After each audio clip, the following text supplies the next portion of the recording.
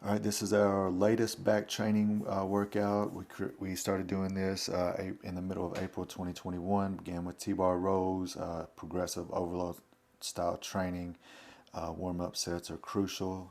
She begins her T-bar rows with just a 25 for around 12 reps.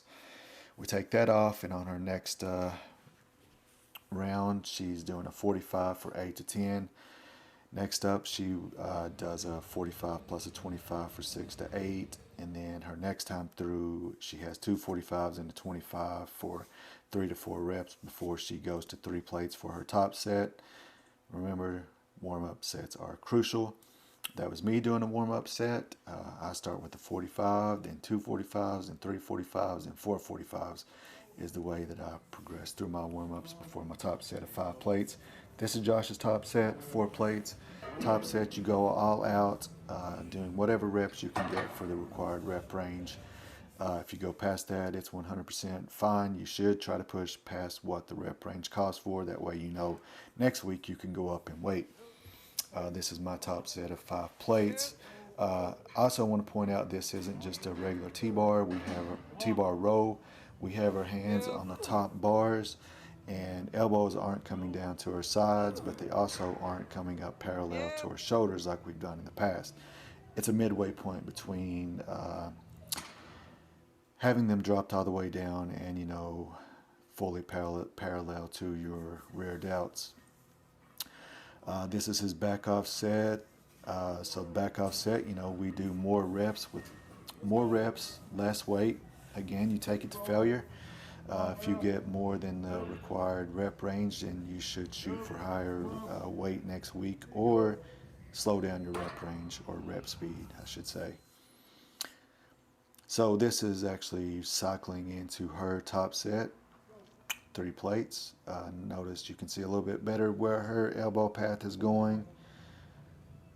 This is going to target everywhere across the mid to upper back, not get a lot of lower lats in here, but more still along the lines of, your traps, your rear delts. You're pulling through along the line, and your scapulas are doing, really moving here, so big point there. And now moving on to my back off set. So top set was 5 plates, back off set 4 plates. Still a little bit heavy. I don't remember if I actually got all the reps that I needed to here with these 4 plates. Yep. There you go. Still going. Yep. Go. Yep. Go on.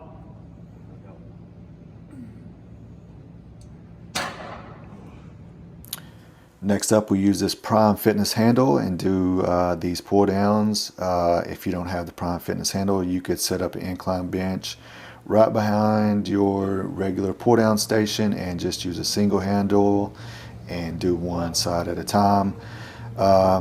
Focus here is driving that elbow down into your lat. Keep the elbow as close to your body as you can. Coming down toward the hip, not so much down and back. Doing this, you only have a certain range of motion you can actually get your elbows to. So what this is going to target is all the way down into the lower lat area as well. Come on.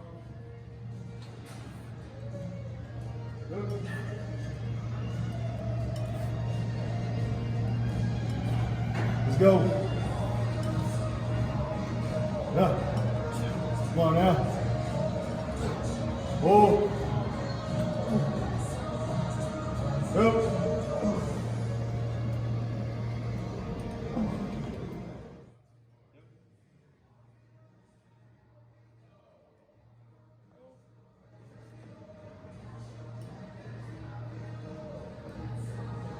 Yep. Let's go. Come on. Come on. Get him. Yep.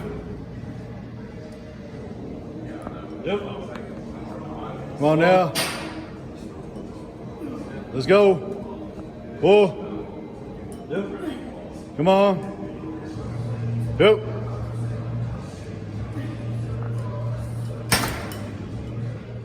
Next up is rack pulls, and again we progress up in weight.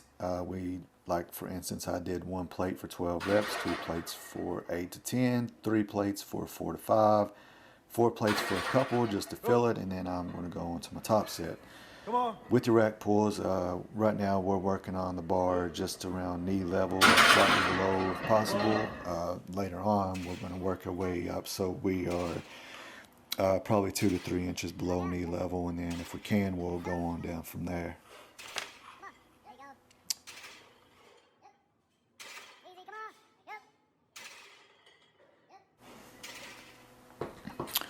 This is my top set. Definitely nowhere near what I've done in the past, but we took rack pulls out for a while and added in RDLs. So my goal is to, over the next 8 to 10 weeks, get back up to around at least 6 plates and a quarter per side, if not 7 plates. One arm dumbbell row. Focus on pulling the elbow back as far as you can toward the hip. You want to keep as much of a bend out of your elbow as you can with these. That's just going to be everywhere from your entire area is what this is going to hit, and something you don't want to do. This is probably a little bit too much weight. Notice how his entire shoulder comes up rather than keeping the shoulder pin down. You want to don't want to rotate, have so much rotation there. It's going to take away from the lats. This is my top set. Trying to keep the shoulder down as much as I can. Elbows back toward the hips. Come on. Chest staying on the pad as much as possible. Keep your chest down on the pad. Your shoulder's not going to rotate up as much. That last one came up a little too high, so I will probably go back down in weight this next week. What you want to do with these hyperextensions is try to get your hip out of the motion. So put the pad up past your hips. Try to keep all the focus on your lower back. Right above her glutes, you can see where her lower back really starts to come into play there. And she's not arching up on the way up. She's keeping that bend in her back, but not to the point to where it's causing an issue. Like, there's a way to do this to where you're going to work the muscle. There's a way to do this where you're going to just put stress on your entire spine. It's just something that you'll have to play with. Once you get that muscle working, you're going to be able to, it's going to light you up. You're going to really have a deep pump in your lower back area. Straight arm pull downs, you see Josh doing there. This is a superset movement. So we go from the pull down, simulate a pull over, to the hyperextension.